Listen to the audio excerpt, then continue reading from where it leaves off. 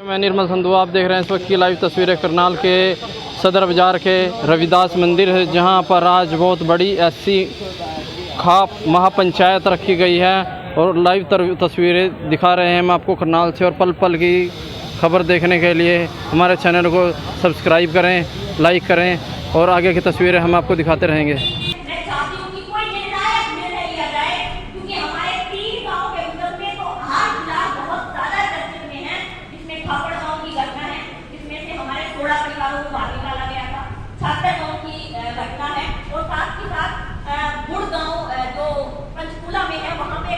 परिवारों को गांव से निकाल दिया गया है।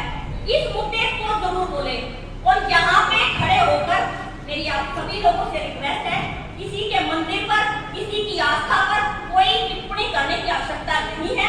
किसी राजनीतिक पार्टी के कार्यों को गिनवाने की आवश्यकता नहीं है। किसी व्यक्ति विशेष के जिंदाबाद या मुर्दाबाद के नारे लगाने की आवश्यकता नहीं है। ये एक सामाजिक प्रोग्राम है। मुद्दों पे बात कीजिएगा, समस्या क्या है और इसका हम क्या समाधान कर सकते हैं, इन बातों का विशेष ध्यान रखें। जय भीम, जय भारत।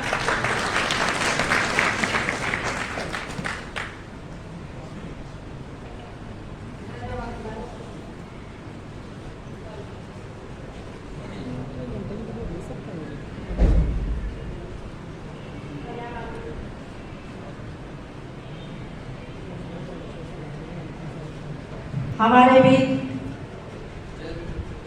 अमित अमर जी जो एससी खान के अध्यक्ष हैं वो पहुंच चुके हैं और भी मेरे भाई सम्मानित बहुत इस मंच पर, इस हॉल में पहुंच चुके हैं। सभी का बहुत बहुत स्वागत। अभी आपने सोनिया जी से विचार सुने कि हमारे समाज में कितनी समस्याएं हैं। खापड़ गांव और दूसरे गांव में जो बहिष्कार करा गया है वो भी बड़ा विचारधीन विषय है। और हमारा समाज, हमारे लोग तो सालों सदियों से कांटों भरी राह पर चलते आ रहे हैं, लेकिन अब वो समय नहीं है। हमारा समाज बहुत आगे बढ़ेगा, खूब काम करेगी और जगाएगी भी। तो मैं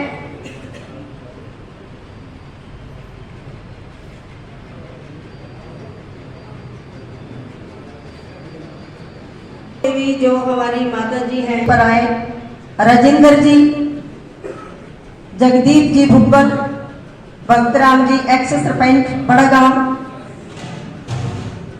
सूरज भान, जयपाल जी, हरि सिंह जी, ये स्टेज पर आए।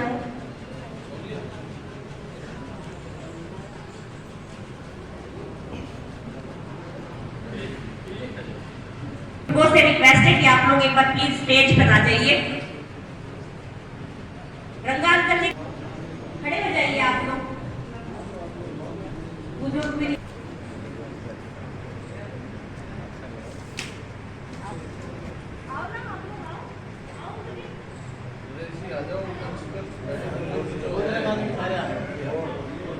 आ जाइए।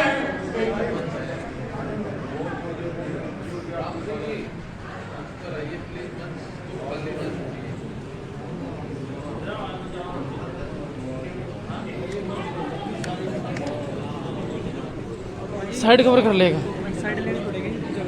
हाँ वो एक मिनट हाँ उधर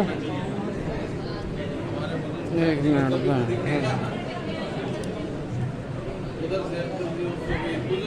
से भी मेरे भाई पहुंच चुके हैं, खबर है अभी उस रास्ते में जा रहे हैं।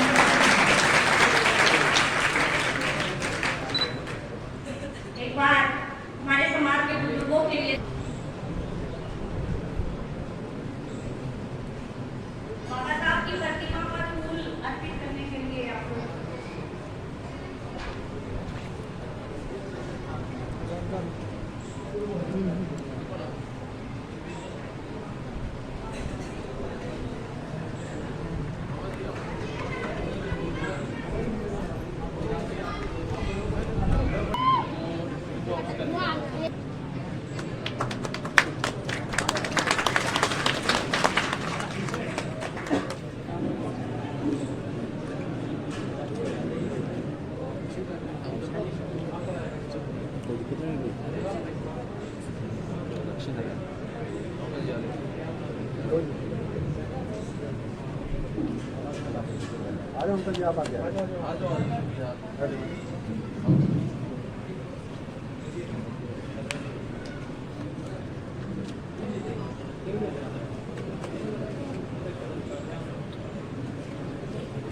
फोटो ले लिए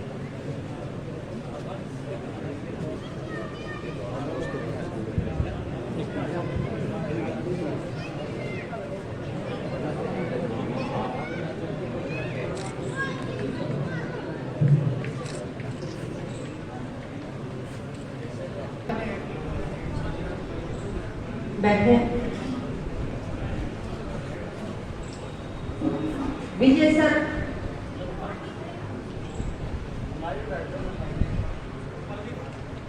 इन्होंने बहुत समय देखा है, सरकारें देखी हैं, अपनों को देखा है, परायों को देखा है। मैं इनके गांव में जाकर सोनिया जी रमन जी गए और बोला कि आप जरूर आए। तो माता जी ने अब कहा कि गांव से कोई आए या ना आए, लेकिन मैं बेटा टेम्पू में बैठ के आ गई और अकेली शेर की खड़ी है। तालियां बजाइए जो पढ़े लिखे हैं, जवान हैं, वो घरों में मोबाइल पे इंटरनेट देख रहे हैं, फेसबुक चला रहे हैं, खट्टा मीठा मसाला देख रहे हैं। लेकिन हमारी माता एक बार कहने से हमारे बीच आई है। धन्यवाद। माँ कुछ बोलेंगे? जय भीम, जय मां।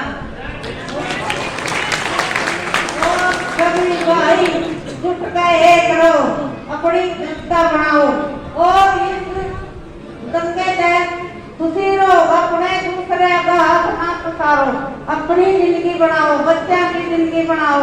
और समाज बहुत ही छोटा है, लड़कियां को निकलने नहीं देंगे, रिश्तेदार निकलने नहीं देंगे, ऐसे खतरनाक है। गरीब की कोई सुनाई नहीं करता, गरीब की कोई सुनाई नहीं करता। अरे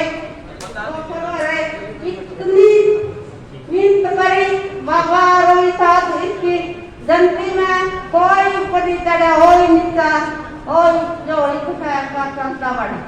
अब हमारे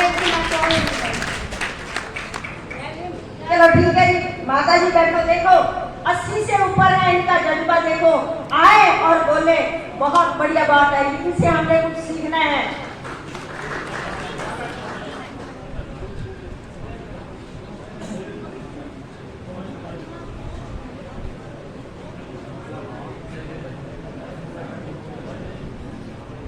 देखिए आज भी हमारे बीच हमारे बुजुर्ग हैं जिनके अंदर इतना जज्बा है कि वो लड़ सके। ये लड़ाई ही है जो अपने घर से निकलकर यहाँ मंच तक आए हैं 85 साल की उम्र में। तो सभी एक नारा, जय भीम, जय भीम। मैं विजय सर, जो नाम तो एक नाम से कई बैठे मेरे भाई, लेकिन विजय प्रोफेसर जी को मैं निमंत्रण करती हूँ कि वो हमारे बीच आए और 2 शब्द कहें।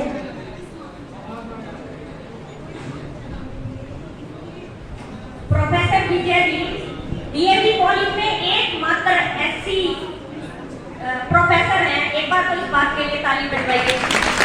और दूसरी बात ये कि बाबा साहब भीमराव अम्बेडकर की जयंती हो, चाहे गुरु रविदास जी की जयंती हो या हमारे किसी भी महापुरुष की जयंती हो, लाइन लगाई जाती है और उनको पुष्प अर्पित किए जाते हैं। और डीएवी कॉलेज में अगर ये किसी ने संभव करके दिखाया है तो वो प्रोफेसर विजय जी ने करा है।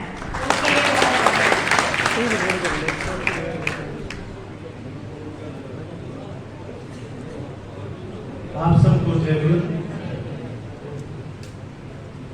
जोर से बोलिएगा, जय भीम, जय गुरु रविदास, जय गुरु वाल्मीकि।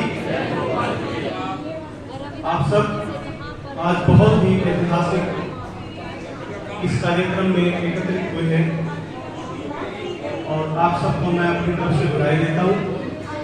एससी खाप की इस महापंचायत के आयोजन पर आप सब आयोजकों को, नौजवान साथियों को, बुजुर्गों को, दूर दराज से आए हुए सरपंचों को, मेंबर पंचायत को, जनप्रतिनिधियों को और जो नारी शक्ति हमारी बहनें बेटियां यहाँ पर बैठी हुई हैं, इन सब को भी हम बहुत बहुत बधाई देते हैं। और सबसे ज़्यादा मैं इनके हौसले के लिए आपसे कहूँगा, इन बेटियों के लिए एक बार फिर से ताली बजाइए।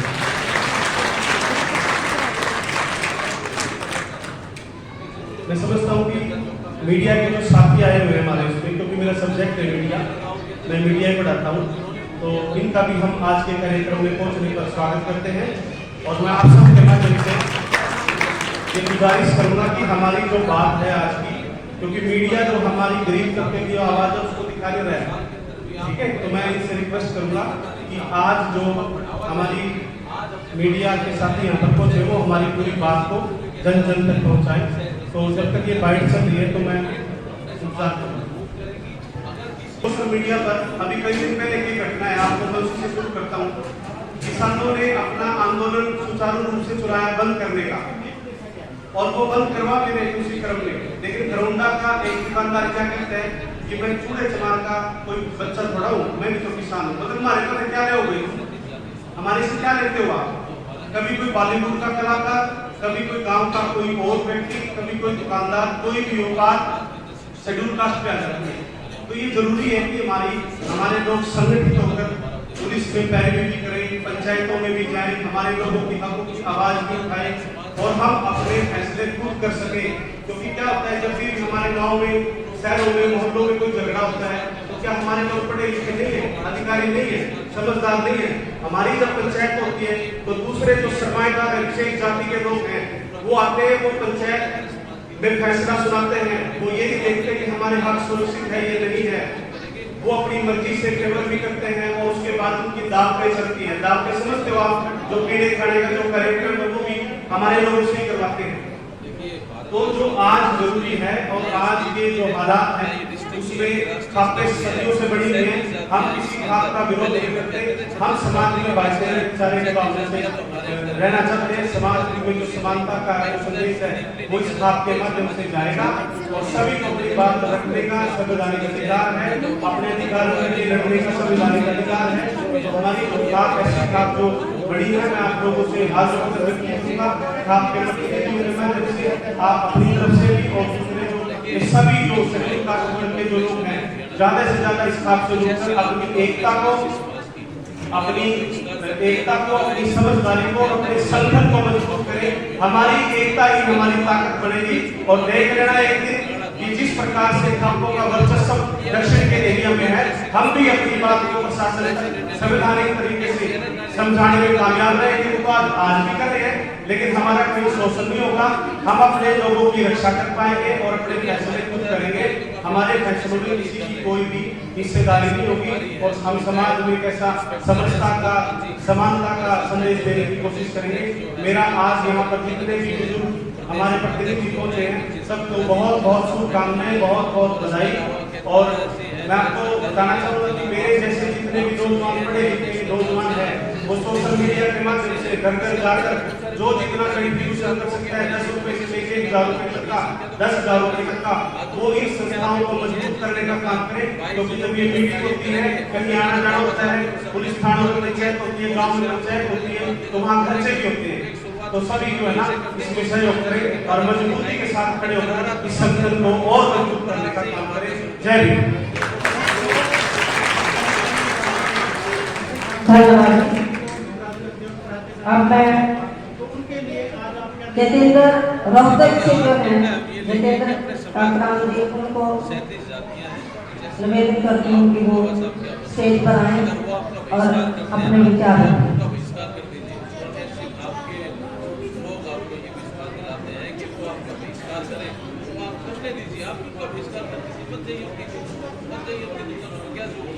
हमारे बिना तो कोई घर भी नहीं बनते। मंदिर से ऐसी के माध्यम से आप जो समाज के लोगों को क्या संदेश देना चाहते हैं? यही हम संदेश देना चाहेंगे कि आप अपनी सहती जातियों को इकट्ठा करके, बाबा साहब ने जो कहा था कि जातीय व्यवस्था करना, उसकी शुरुआत अपने समाज से ही करें और अपने समाज के बाद संगठित होगी। अगले हमारे वक्ता जो बोलने वाले हैं लाल सिंह लॉर्ड जी, सीनियर एडवोकेट, अगर बात करें तो वो आए और अपने विचार रखें। जिला अध्यक्ष बताएंगे आज आप कब करा रहे हैं। जय भीम, जय भारत। मेरे बुजुर्गों, साथियों, माताओं, बहनों, मैं इस मंच पर पहली बार बुलाया। बाबा साहब ने हमें संदेश दिया था कि संगठित होकर हर समस्या का सामना करो। आजकल सब जगह हमारे समाज पर अत्याचार हो रहे हैं और जो दूसरे लोग फायदा उठाते हैं और हमें बीच बीच में लड़वाते रहते हैं। मेरी आप सबसे ये बेनती है कि जो ऐसी पंचायत है इसमें सब हम 37 की एकत्रित होकर अपना योगदान दें और इसको मजबूती दें। जैसे अन्य किसी प्रकार से वो शोषण ना हो, जातियों की खाते हैं, अपने खुद से कोई अभियोग नहीं है, ना हमें उनके बारे में कुछ कहना चाहिए। ये ऐसी बात है। आप जैसे भीम साहब ने हमें संदेश दिया था कि एकत्रित होकर, संगठित होकर अपने हाथों की कटाई करें, तो हम तो ये एससी पंचायत का जो मुद्दा उठाया है ये बहुत ही अच्छा है। इससे प्रत्येक गरीब को, चाहे उसके साथ छोटा विवाद हो, बड़ा विवाद, हम सबको हम बने हैं, हम सबको जाकर उनके विवाद की समस्या का समाधान करना चाहिए। धन्यवाद। जय भीम, जय भारत। सबको पार्टी का कोई संगठन नहीं है, ना ही भविष्य में आने वाला कोई ऐसा देखिए, है कि वो राजनीति में तब्दील हो। तो बाबा साहब तो अकेले थे यह सिर्फ ऐसी समाज और उन्होंने पूरे है और हमेशा देश को संभाला, पूरे समाज को संभाला, अकेले ही थे, उनके साथ कोई नहीं था। लेकिन आप सब लोग, हम सब लोग इतने जने हैं, आज हाल बना हुआ है, आप क्या नहीं कर सकते, पढ़े लिखे हैं। और इस बैनर पर तो लिखा है शिक्षित बनो, शिक्षा बच्चे ले रहे हैं, पढ़ रहे हैं, आप भी पढ़े लिखे हैं, संघर्ष करो। तो आज से संघर्ष हमारा शुरू। अगला शब्द है संगठित बनो, इस पे भाई जोर लगाना पड़ेगा। जय भीम। तो आज संगठित होने की सबसे जो बड़ी बात है ये है कि हम संगठित होते हैं। ऐसी खाप का जो सफर है वो भी यही है कि 36-37 जातियां जो ऐसी खाप में आती हैं वो ऐसी खाप से जुड़कर एक परिवार बन जाए। तो आज की जो शुरुआत थी वो यही है, संगठित रहने की। अब मैं चरणजीत नरवाल जी हावड़ी से जो है उनको कहूंगी कि वो स्टेज पर आकर अपने विचार रखें।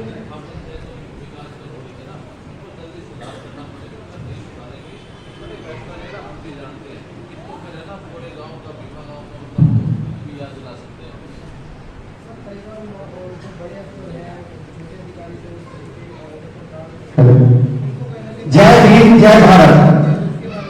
आप सभी यहाँ पे आज आए उसके लिए आपका मेरे दिल से धन्यवाद करता हूँ। आज जो यहाँ पे हम इकट्ठा हुए हैं उसका मेन उद्देश्य और उसका मेन संकल्प एक ही है कि हम सब एकजुट हो जाए। क्योंकि जब भी हमारे साथ कभी भी कोई भी समस्या आती है तो अगर हम किसी को कहते हैं कि भाई उस समस्या के ऊपर हमें लड़ना है या एकजुट होकर उस समस्या के खिलाफ संघर्ष करना है तो लोगों के मन से एक ही विचार निकलता है कि भाई हमारे साथ बनेगा तो हम इकट्ठा हो जाएंगे। यानी कि किसी दूसरे की समस्या को हम अपना समस्या नहीं समझते। क्यों नहीं समझते? क्योंकि हमें ना तो उस चीज का पूर्ण ज्ञान है, संविधान को कोई पढ़ता नहीं जिसमें से हमें ज्ञान मिलेगा। अगर कोई अच्छे विचार रखने वाला एक व्यक्ति आके बीच में खड़ा हो जाए हम उससे कटने लग जाते हैं, उसकी सुनना पसंद नहीं करते। लेकिन उससे फर्क क्या पड़ता है, हमारे जीवन पे इतना गहरा प्रभाव पड़ता है कि जब भी हमारे आगे कोई समस्या आती है ना, हम दूसरों की तरफ भागते हैं कि भाई हमें बचा ले, हमारे साथ खड़ा होगा। जब हमने किसी के साथ खड़े होंगे तो हमारे साथ कौन खड़ा हो जाएगा। आज इस महापंचायत का एक मेन उद्देश्य यह भी है कि हम अपनी शक्तियों को पहचाने। हमारे एडवोकेट साहब हमें बार बार अपनी शक्तियों का ज्ञान कराते हैं, हमें बताते हैं कि आपके पास एक ऐसी शक्ति है जिससे बड़ी कोई शक्ति ही नहीं, संविधान।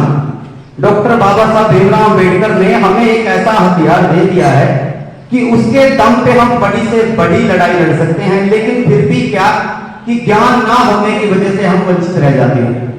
आज इस महापंचायत में हम यहाँ पे इकट्ठा हुए, उसके लिए आपका हार्दिक अभिनंदन करते हैं, धन्यवाद करते हैं। और इस महापंचायत के हर एक उद्देश्य को हम सफल बनाने का संकल्प भी लेते हैं। जय भीम, जय भारत।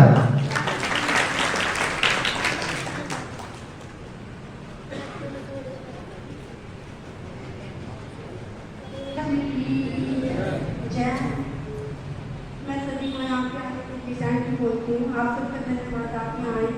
और मैं चाहती हूँ कि जितने यहाँ जेंट्स आए उतनी यहाँ लेडीज भी आए, अपनी बेटियों को, अपनी वाइफ को यहाँ लेके आए और हमारे साथ यहाँ एकत्रित करें। श्री गुरु रविदास जी महाराज डॉक्टर B.R. अम्बेडकर ने बोला है कि अपनी बेटियों को पढ़ाएं, उन्हें समान अधिकार मिले, उन्हें बेटों की तरह रखा जाए उन्हें। Thank you. जय भीम, जय भारत। बहुत बढ़िया। देखिए क्या दो शब्द बोलते आए, लेकिन बोलना जरूर। जय गुरु वाल्मीकि, जय गुरु कबीरा। सबसे पहले ये जो महापंचायत सभी बुजुर्गों, नौजवान साथियों, बहनों सभी का धन्यवाद। ये खाप का मतलब होता है बहुत बड़ी खाप बनी है हमारे ऐसी समाज की। और ऐसी समाज में कोई एक या दो कास्ट नहीं है, इसमें अनेकों कास्ट है। और हम सभी कास्ट में, सभी समाज में, ऐसे समाज में इकट्ठा होकर इस खाप को कड़ा बढ़ाकर चलाना है। ये खाप जब बन सकती है। अब हमारी अभी मेरे को पूरी टीम का पता नहीं है, दो डिस्ट्रिक्ट अध्यक्ष बने हैं, तो इस पूरी टीम ने खुद मेहनत कर सभी समाज के इकट्ठे युवा और हमारी बहनें और नौजवान साथियों मतलब हर एक शहर में पूरी टीम का गठन किया जाए और हर एक समाज के एक दो युवक सब के लिए जाए और इस टीम को अच्छी तरह इकट्ठा कर चलाए। ऐसे जगह में ना 2 महीना चलाया, 6 महीना चलाया, उसको रद्द किया जाए। इसमें हमारे पूरे समाज की बेइज्जती है। इस खाप को बड़ा चढ़ाकर चलाओ और इसमें 31-35 कास्ट आती है ऐसी समाज में। और मैं कुछ ज्यादा नहीं कहना चाहता कि बस इतनी मैं अपनी तरफ से फुल मेहनत करूंगा। मैं रोहतक से हूँ, रोहतास हूँ, वार्ड नंबर 6 से मैंने पार्षद का इलेक्शन भी लड़ा था वहां से और मैं कुछ ही वोटों से हार गया था। तो इसीलिए मैं इस ऐसी समाज की खाप का कुछ हिस्सा बनकर इस खाप को चलाने का रोहतक में काम करूंगा। जय भीम, जय भारत। सोनू भाई, आप ऐसी खाप से जुड़े, ऐसे समाज से जुड़े, बहुत बहुत धन्यवाद। और उम्मीद है जितने भी हमारे साथी ऐसी खाप से जुड़े हैं वो आगे बढ़ कर समाज को जगाने का और एक नई दिशा दिखाने का कार्य करेंगे।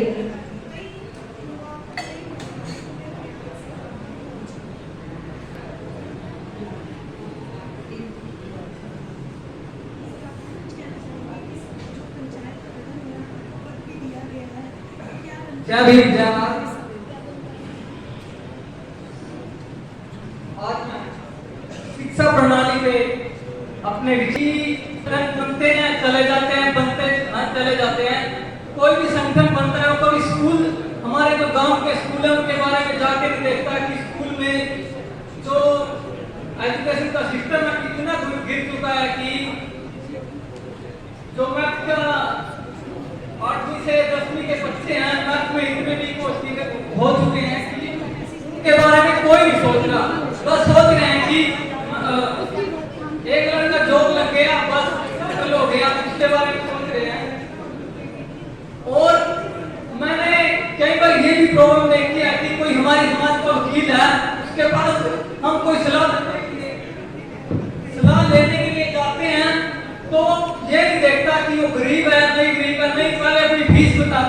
चाय पीने तक की भी फीस ले लेते हैं, 10,000 के 5,000 के जो भी है। सबसे बड़ी प्रॉब्लम है, हमें एक संगठन बना रहे हैं, ये टीम तैयार कर रहे हैं कि किसी गरीब को किसी वकील की जरूरत है तो हमें उसका रोडमैप बनाना होगा कि कोई अच्छा वकील गरीब की जरूरत करे और सस्ते में जितने उसके लायक वो बन जाए। और सबसे बड़ी जिम्मेवारी ये है कि हम आज समाज को आईएएस दे रहे हैं, टीचर दे रहे हैं, लेकिन हम इंसान नहीं दे रहे हैं।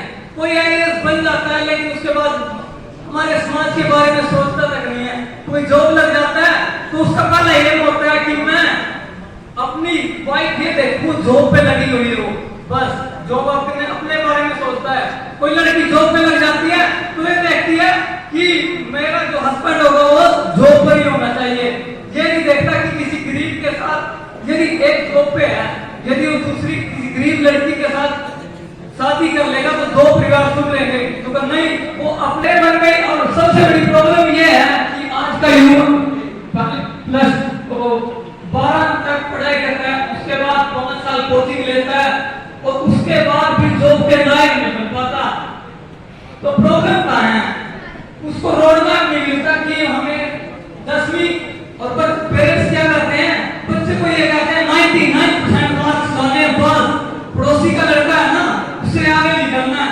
उसको ये नहीं कहते क्या कभी हम अपने बच्चों को ये नहीं पूछते वो बनना क्या चाहता है, कि डॉक्टर बनना चाहता, आईएएस बनना चाहता, कैसे बनेगा, कभी ये रोडमैप नहीं देते। बस पॉइंट में कर देते हैं कि नहीं पड़ोसी के बच्चे के 99% आए ना तो तेरे 100% आने चाहिए।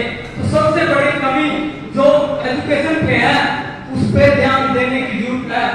जो जॉब पे है ना, सबसे पहले वो शहर में जाके सेटलमेंट होता है और वो कभी भी गांव की तरफ, गांव के स्कूल की तरफ, बच्चे की तरफ आके भी नहीं देखता कि गांव में हमारे स्कूल के जो गरीब बच्चों के बच्चे पढ़ रहे हैं उनके बारे में कभी नहीं सोचता। ये कड़वी सच्चाई है, किसी को अच्छा लगे या ना लगे, लेकिन ये जो कड़वी सच्चाई है सबसे पहले इस पर फोकस करना होगा हमें कि उनको समझाना होगा जो जॉब पे बैठे हैं और अपना कर्तव्य भूलते हैं कि देश के लिए क्या करना है, समाज के लिए क्या करना है। और कोई पेरेंट्स है, कोई भी है, उसका लड़का जॉब पे लग जाता है, वो भी यही चाहता है गाड़ी मिलेगी नहीं मिलेगी, कार मिलेगी नहीं मिलेगी, मोटरसाइकिल मिलेगी नहीं मिलेगी, मेरी आने वाली बहू है जॉब पे मिलेगी नहीं मिलेगी। सबसे बड़ी प्रॉब्लम मैं समाज का इस पर फोकस करना चाहता हूं कि एक संगठन बने, वकील, टीचर, जितने भी बड़े आईएएस ऑफिसर हैं, कि जो भी आए इसमें सबसे पहले हम उनको इंसान बनाएं। आईएएस तो बन गए, टीचर तो बन गए, लेकिन इंसानियत भूलने बैठे हैं। काश इस एजुकेशन सिस्टम में एक भी टॉपिक इंसानियत पर होता तो आज ये जो समाज का हाल है वो ये नहीं होता। सबसे बड़ी प्रॉब्लम है।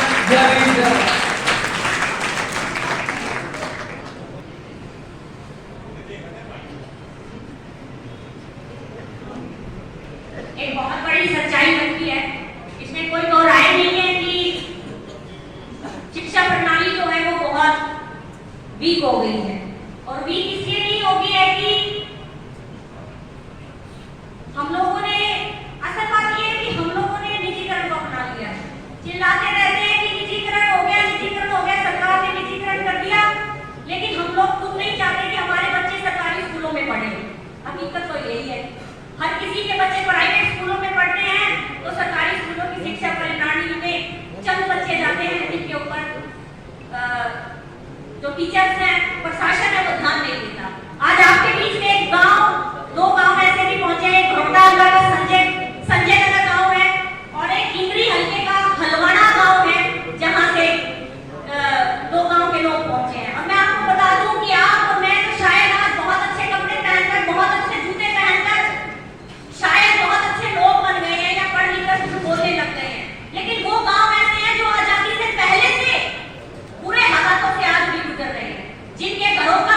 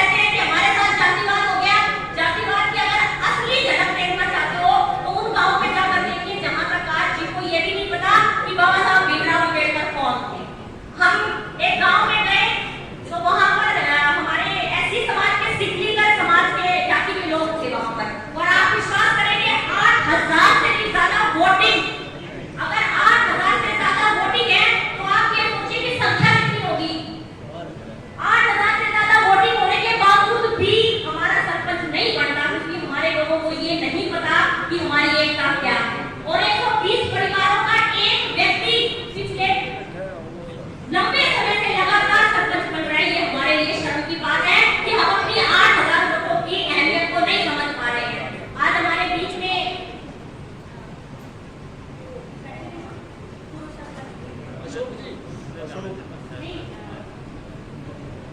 पगड़ी बांध रखे, वो गेट में खड़े हैं। हलवाना गांव से आप आए, गांव के अंदर आना एक बार। ये है हलवाना गांव के पूर्व सरपंच हैं और इनके यहाँ तो 2 मौतें हो गई जिसकी वजह से गांव के लोग नहीं आ पाए। लेकिन मैं इनको ये विश्वास दिलाना चाहती हूँ कि अगर ऐसी खाप इनके साथ जुड़ी है और ये ऐसी खाप के साथ जुड़े हैं तो हम लोग इनके लिए हर संभव प्रयास करेंगे। जब हम इनके गांव में गए थे, मैं आपको बता दूं, लोग भाग पड़े अपने घरों से अपने राशन कार्ड, वोटर कार्ड, आधार कार्ड लेकर। उनको ये लगा कि पता नहीं उनके गांव में क्या आ गया। उनकी ये उम्मीद थी कि शायद आज हमें बहुत कुछ मिलेगा, लेकिन जिन चीजों के लिए हम लोग लड़ रहे हैं ना, वो असल नहीं है। हम लोगों को आज मंदिर मस्जिदों में लड़ाया जा रहा है, वो हमारा मुद्दा नहीं है। हमारे भाई ने शिक्षा प्रणाली के बारे में विचार रखे, 3-4 दिन से इनसे फेसबुक पे बात हो रही थी और मैं इनका शुक्रगुजार करती हूँ कि ये यहाँ पर पहुंचे और इन्होंने इतने अच्छे शब्द शिक्षा के लिए रखे। आप तमाम साथियों से मेरी रिक्वेस्ट है कि बच्चों को शिक्षा की तरफ प्लीज और प्लीज प्रोत्साहित कीजिए, क्योंकि अगर हम लोग पढ़ेंगे तो भी हम लोग आगे बढ़ेंगे। आज अगर अब यहाँ पर कुछ लोग पहुंचे हैं तो इसी दम पर पहुंचे हैं क्योंकि हमें पता था कि आज यहाँ पर क्या होना है, नॉलेज थी, तभी हम लोग यहाँ पर पहुंचे हैं। आज यहाँ पर कुछ साथी पहुंचे हैं, उनका मैं एक बार धन्यवाद करना चाहती हूँ। सबसे पहले हरियाणा प्रदेश के जो प्रभारी जी को बनाया गया है, वो रिटायर्ड SHO हैं करनाल से सूरजमान जी, और आप एक बार तालियों से उनका स्वागत कीजिए। एक बार खड़े हो जाइए, मामा जी शक्ल देख लेंगे सब लोग आपकी।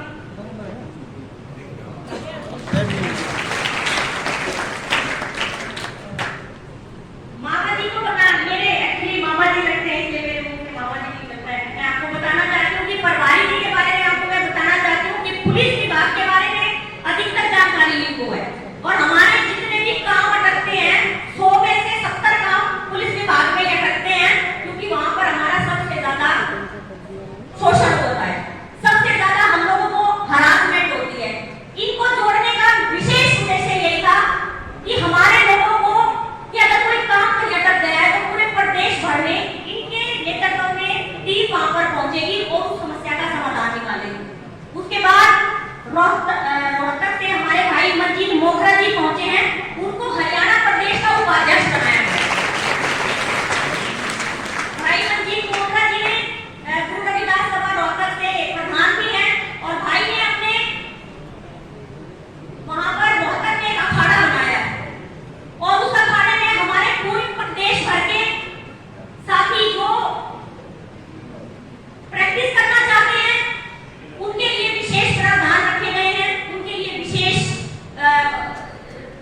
साधन उपलब्ध करवाए गए हैं। तो जो कोई भी साथी इन चीजों का फायदा लेना चाहता हो तो वो भी हमसे संपर्क कर सकता है। उसके बाद हमने जिला अध्यक्ष नियुक्त किए हैं, तो सबसे पहले करनाल के जिला अध्यक्ष हैं श्री राम सिंह जी कबीरपंथी।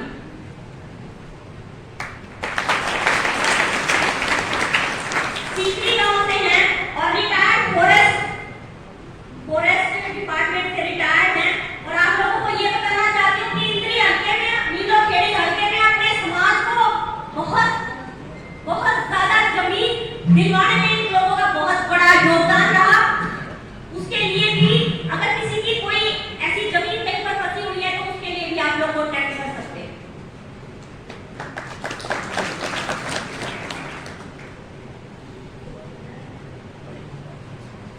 शायद अभी पहुंचे नहीं है।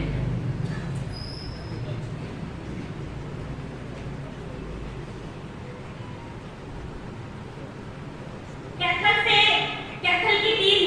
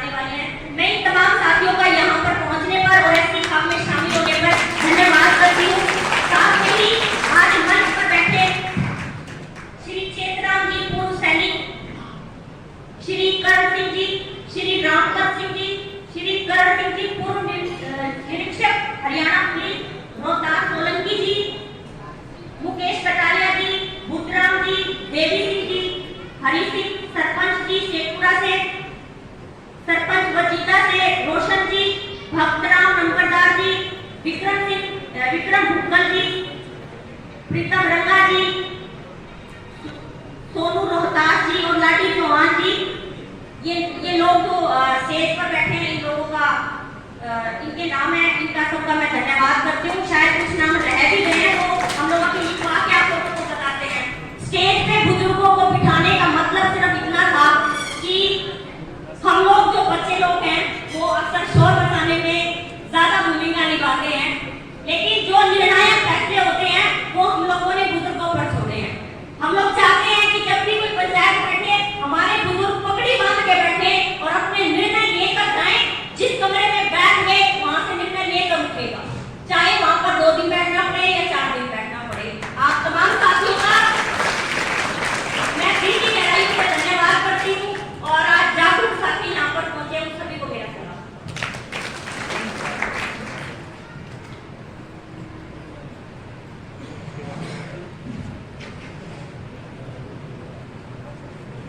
धन्यवाद जी। अभी सोनिया बहन जी कह रहे थे।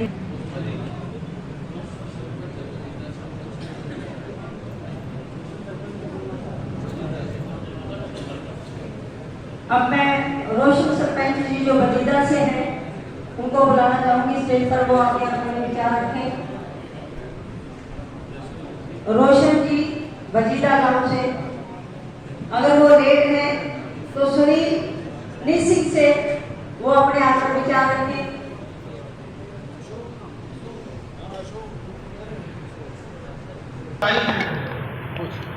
आज पंचायत समाज की क्या बताना चाहेंगे आप? देखिए, आज हरियाणा के अंदर एससी समाज के ऊपर, एससी लोगों के ऊपर दिन प्रतिदिन अत्याचार बढ़ते जा रहे हैं, जिसके बारे में आप देख रहे होंगे कि खापड़ गांव की घटना है जींद की, पंचकुला के अंदर भुड़ गांव की घटना है। इसके अलावा बहुत सारी ऐसी घटनाएं हैं जो दिन प्रतिदिन बढ़ती जा रही हैं और अत्याचार की सीमा पार हो चुकी हैं। और ये सारे के सारे निर्णय गांवों की पंचायतें ले रही हैं। गांवों के लोगों का सामाजिक बहिष्कार करना, एक गरीब वर्ग का बहिष्कार करना, ये संविधान इजाज़त नहीं देता है। आज हमें ज़रूरत, आज की ज़रूरत नहीं है, पिछले 11 सालों से हम इसके ऊपर काम कर रहे थे, पर आज जब ज़रूरत महसूस हुई कि हमने देखा कि ये खाप पंचायतें हमारे समाज के ऊपर इतने कठोर निर्णय ले रही हैं, ये संविधान की मर्यादा को तार तार कर रही है और भारत सरकार इसके अंदर कहीं ना कहीं अपने पैर पीछे खींचती हुई नज़र आती है, जिसके लिए हमारे समाज ने निर्णय लिया कि हमारे समाज की भी खाप बढ़नी चाहिए। और हमने अपने समाज की 37 जातियों को इकट्ठा करके एससी खाप बनाई है, जिसकी आज पहली महापंचायत यहाँ पर हो रही है और पूरे प्रदेश भर के मुख्य आदमियों को हमने यहाँ पर आज आमंत्रित किया है। लेने का और हमारा क्या फायदा है इतनी बड़ी बड़ी बातें स्टेज पर खड़े होकर कहने का, अगर हम अपने समाज के बारे में, अपने महापुरुषों के बारे में ही कुछ नहीं जानते। तीसरी बात जो संगठित रहने की बात की है वो महाराज ने भी कही है। महाराज कहते हैं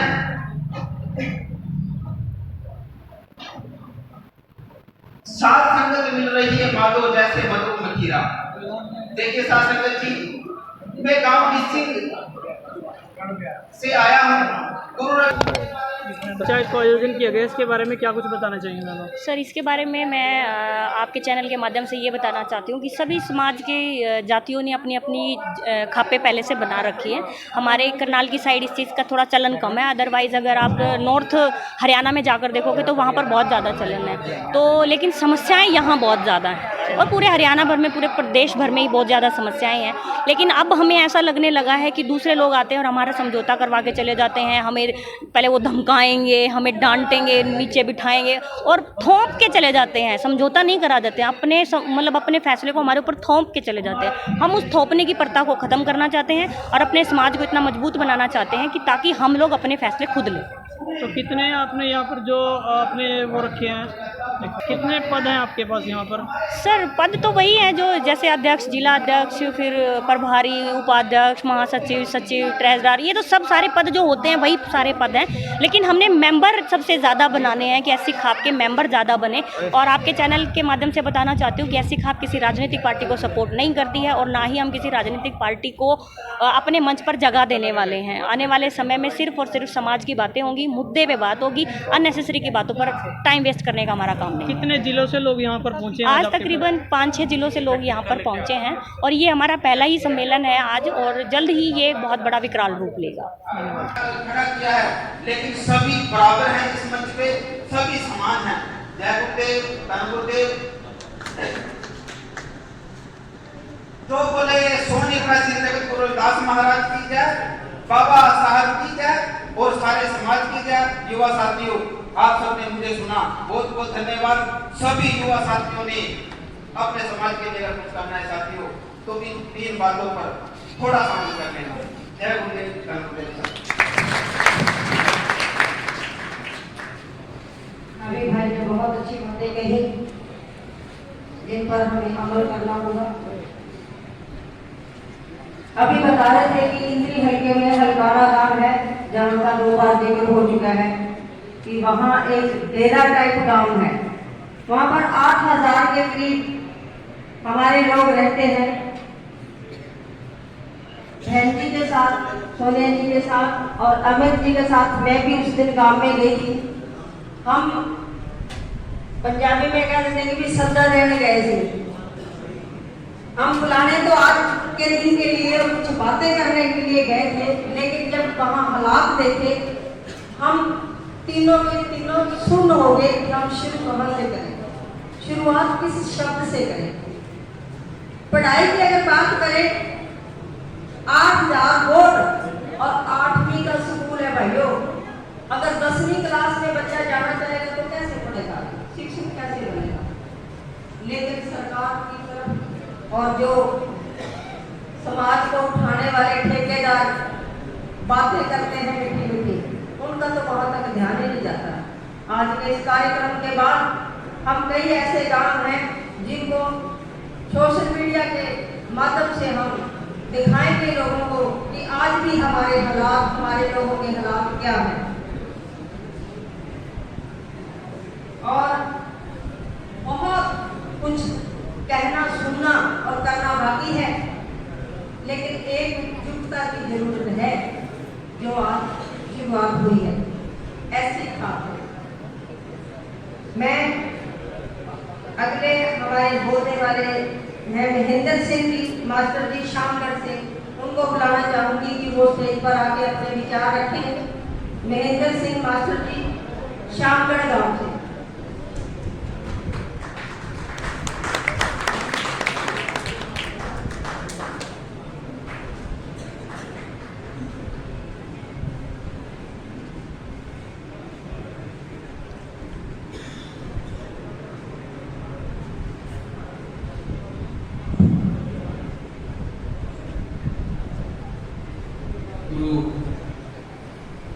घर के अंदर अपना शीश पकड़ते हुए बाबा साहब को नमन करते हुए आज इस शुभ अवसर पर जितने भी मंच पर हमारे सम्मानित एससी खाप के साथी बैठे हुए, मेरे नौजवान साथी, वहाँ पे बड़े बच्चे